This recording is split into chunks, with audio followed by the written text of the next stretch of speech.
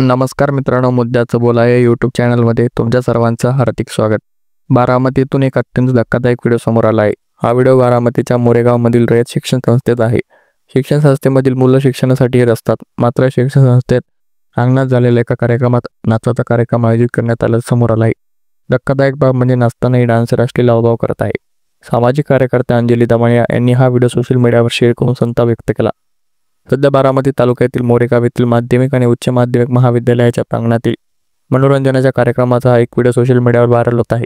मिळालेल्या माहितीनुसार हा व्हिडिओ मे महिन्यातील असून गावाच्या ग्रामदैवत भैरवनाथाच्या यात्रेनिमित्त आयोजित केलेल्या मनोरंजनाच्या ऑर्केस्ट्रा कार्यक्रमाचा आहे. मात्र हा व्हिडिओला सोशल मीडियावर काही प्रश्न उपस्थित केले जात आहेत.